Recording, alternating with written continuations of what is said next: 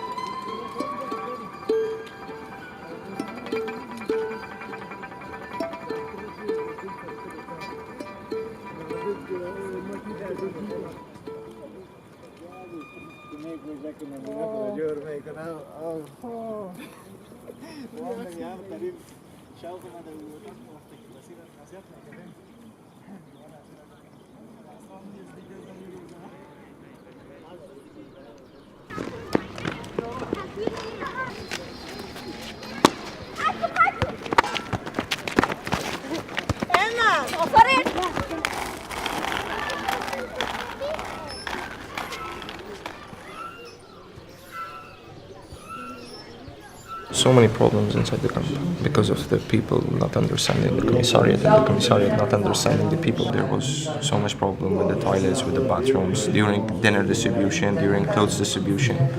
So they made a team of leaders who can be a connection, a relation between the commissariat and the people to solve these problems, to manage these problems. For example, we had 3 cases of violence against women by their husbands. We are working with UNHCR and Commissariat and trying to solve this problem. And the same way there are violence against the minors by themselves because of staying here for 7 months or 8 months, you know. It's hard for them to be alone. So they violate themselves by cutting their wings or trying to hang themselves.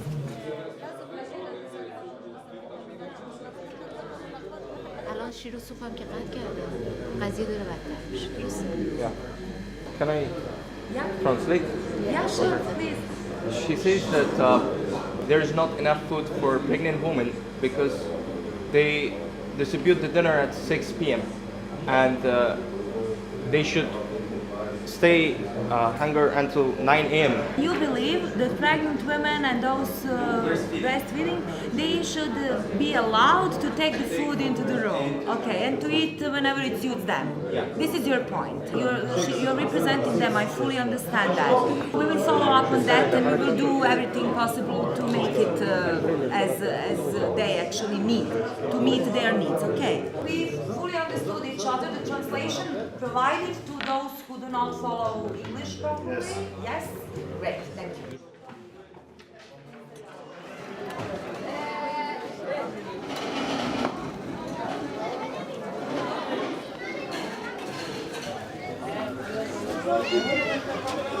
دبركنا بالخال قال دبركنا صورتيها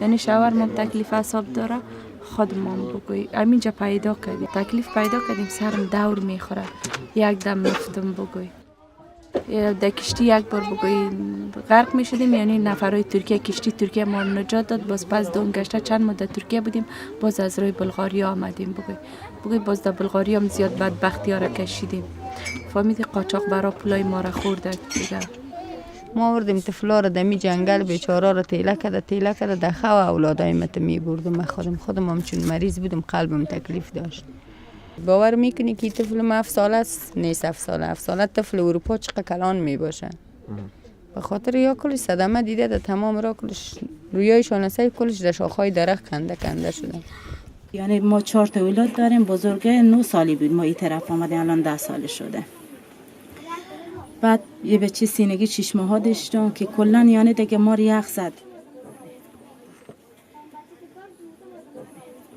در ترکیه یک تا قاچاقبر بود تو را بگوی ما مشناختیم دیگه کس به من زنگ زد بگوی در این قسمی آورد از یک کوچه موتر شیشش سه بود کمک داخل گراج کرد بگوی موتره در داخل گراج که کرد بگوی اونجا که بردیم ما شو شد شو تیر شد مبر آمدن دروازه قلف میکردن اما یک نفر از تلفن خود به من زنگ زد وقتی که شد قاچاقبرم تلفنش این چیز کرد با ما اونجا بگوی میگفت که $18,000 بیار من شما را اعلام میتم قاچاقبرتان از من قصددار است باز همون وقت که سردار زفت کرد ما را کشید دیگه باز مشکل عصبی داره نه همه تفتات سر شمله آمد من چیق پیق کردم وار خطا شدن من تا پیسه بگویی ندادیم که دروغ بگوییم پیسه ندادیم وقت زمان که ما ترکیه میمدیم نه کل پیسه تصرف بگویی برش بلاک کردم دیگه قاچاقبر ترکیه پیسه ما را خورد بیخی موبایل های خود گم کرد دیگه مجی 18 شمار به ترکیه نگاه کرد قاچاق برا مرزوا بودک از این پیش ما فامیلا خود ما 4 فامیل از پیش ما حرکت کردم زنگ زدم که امشه ما دیگه از یونان رفتیم سمت مقدونیه به مترو مقدونیه شیشتیم قطار مقدونیه شیشتیم که گفتک سمت جرمنی میره ما 18 شو نگاه کرد ما اونجا موندیم مرزم برو ما بسته شد بدبختی ما اینقدر بود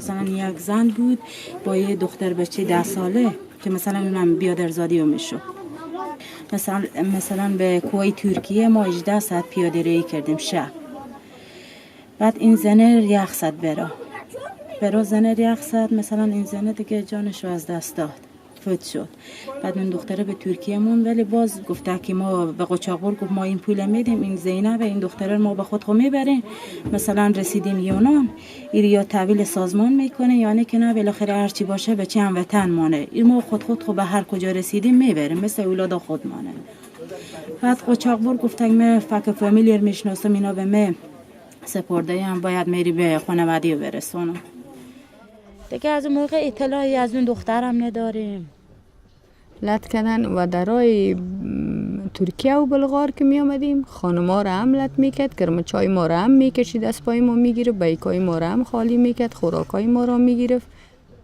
به خدا آمد زمین زمو دیگه اول خود دوید کلگی که دوید ما هم دویدم طفل ما هم بود پیشم که یک واده زله شدم شیشتم از امی تختی پشتم گرفت مرا موسو گزله کرد که اوسو گزله کرد امی سنگ گرفت دینم اینجم زد و نقسم گپا ما خودم طفل ما تا از زز دادی مرک از امی گرفت اوسو گزله کم کرد امی قسنگ دینم اینجم زد عامله مای 6 بوده باز رفتم در خوابگاه که بودیم در اونجا طفل مزز دادیم نی شفخانه هیچ اصلا بلغاری ها به یک دانه پرستامول و کلگی معلوم است که هیچ تا دقیقیت نبود که طفلت می مردم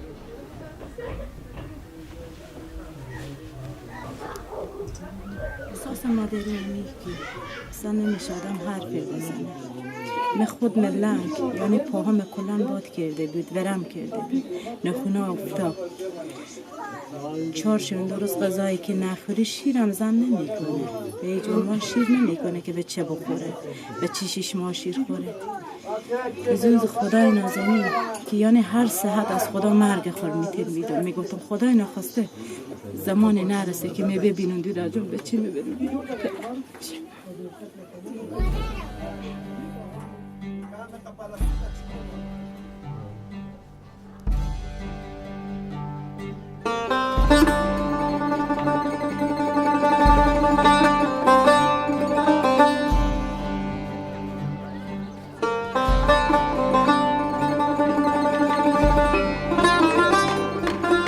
بیاز از بین رفتنی هستیم اما این طفلایی را آوردیم که وطن هر کشوری باشه می طفلا آباد می سازن چی در آلمان باشه چی در افغانستان باشه طفلا روز به روز بزرگتر میشه، باید یک چیز شوه که از او استفاده کنه، یک جایی را آباد بسازه، یا مثلا دکتر شوه یا انجینر شوه یا یک چیز شوه، نه که خرکار و پیاده کار شوه بیچاره، نه که بی سواد همت بابانه نواره.